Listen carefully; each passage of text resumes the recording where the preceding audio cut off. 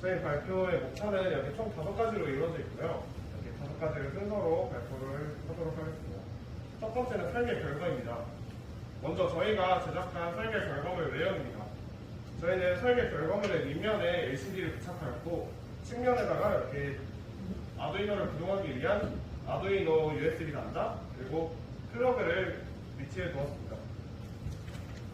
다음으로 첫 번째, 저희는 시뮬레이션 영상부터 보면서 저희의 성능과 기능들을 알려드리도록 하겠습니다. 저희는 총 부하를 3가지에 대해서 측정에 진행하였고, 먼저 첫 번째 부하는 전자담배, 요즘 많이 사용하시는데 전자담배에 대한 충전 시뮬레이션 영상입니다. 먼저 저희는 이제 그 차단기를 연결하였는데 차단기를 이제 올리지 않으면 노파워가 출력되도록 하였습니다. 따라서 영상에서 차단기를 올리게 되면 부하를 연결하지 않았기에 노파워가 노로드로 변경되는 것을 볼 수 있습니다. 다음으로 이제 부하인 전자담배를 연결하여 충전을 시키기 시작하면 즉각적으로 충전이 되는 것이 나오게 됩니다.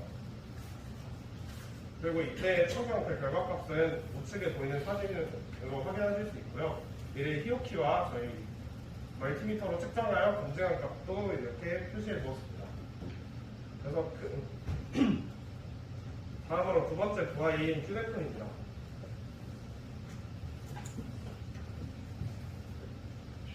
휴대폰 또한 노파워가 노로드가 정상적으로 출력되는 것을 확인하였고요. 차단기를 올린 후 부하를 접속하게 되면 충전이 진행되면서 측정이 진행되는 것을 알 수 있습니다.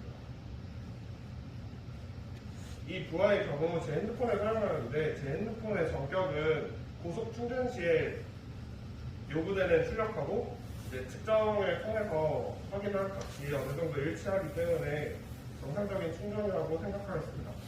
이 또한 이렇게 멀티미터를 통해서 검증을 하게 되었습니다. 마지막으로 세 번째 부하인 노트북입니다. 노트북 또한 똑같은 순서로 노파워와 노로드를 확인한 다음에 부하를 접속하여 충전하는 것을 확인하였습니다. 하지만 노트북의 경우에는 초반에 그 AC단 전류가 가동 상태가 오래되는 것을 LCD 화면을 통해서 확인을 하였고 이를 시리얼 플로터로 확인을 해보았을 때도 파형 또한 똑같이 충전하면서 안정 상태에 이르는데 어느 정도 시간이 걸리는 것을 확인하였습니다. 그래서 충전 과정을 조금 이렇게 배속을 해서 빠르게 보여드렸습니다. 이 또한 저희가 LCD에 출력된 값과 멀티미터를 통해 측정한 값 그리고 히오키를 통해 측정한 값으로 검증을 하였습니다. 따라서 앞에서 한 측정을 표로 정리하면 왼쪽에는 전력계와 멀티테스터를 통한 측정값 그리고 우측에는 저희가 설계한 작품을 통해서 측정한 값입니다. 먼저 세 가지 부하에 대해서 일반적으로 큰 오차 없이 잘 측정된 것을 볼 수 있는데 단 한 가지 휴대폰의 경우 실제로 측정한 효율과 저희 작품을 통해서 측정한 효율에 좀 큰 차이가 보이는 것을 확인하였습니다. 이 부분은 여러 방식으로 측정을 재차 시도를 해보고 순시값을 직접 사용을 통해서 검증을 해보았는데도 크게 고쳐지지 않아서 고찰로서 남겨두게 되었습니다. 따라서 저희의 초기 목표는 크게 3가지였는데 첫 번째인 충전 및 전력 측정, 충전기의 AC, DC 측의 전압과 전류를 측정하여 입력 출력을 측정하는 것은 큰 오차 없이 달성하였기에 100%라고 하였고 효율 같은 경우에는 두 번째 부하인 휴대폰에서 큰 오차를 보이기에 97%로 두었습니다. 마지막으로 측정된 값 시각파인 LCD로 나타내는 것 또한 정상적으로 출력되었기 때문에 100%라고 하였습니다. 다음은 주요 기능입니다. 먼저 저희의 AC 전력 측정 방법입니다. 저희는 AC 전류 전압 센서를 통해서 아두이노 내부에서 샘플링을 해서 측정을 하였습니다. 먼저 순시 전력의 평균값으로 유효 전력을 계산하였고 RMS 값으로 필요 전력을 측정하였습니다. 우측 상단은 AC 전압을 측정하는 코드입니다.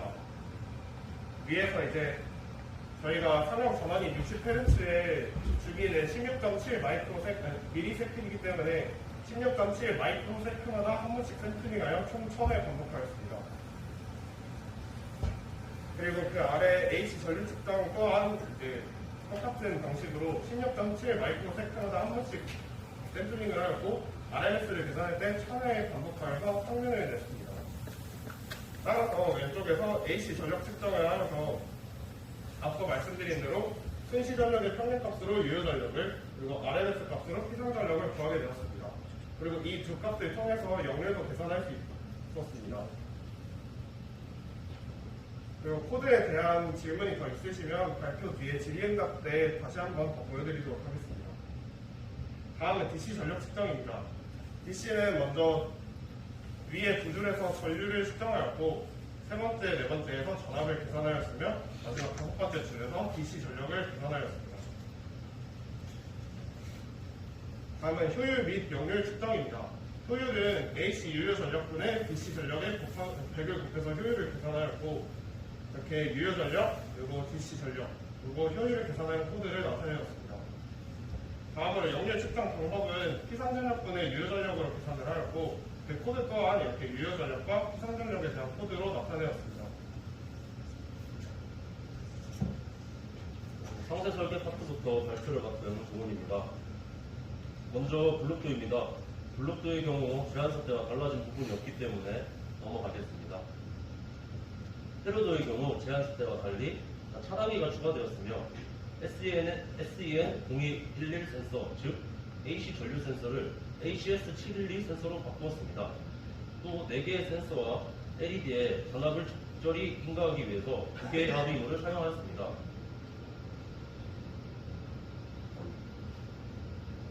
다음은 결선도입니다. 결선도 그림을 보시다시피 이 왼쪽 위에서 플러그와 C타입 충전 단자를 빼두었고 여기는 차단기입니다. 그리고 이 멀티탭이 연결되어 있으며 위에 센서들과 아두이노들이 잘 배치되어 있습니다.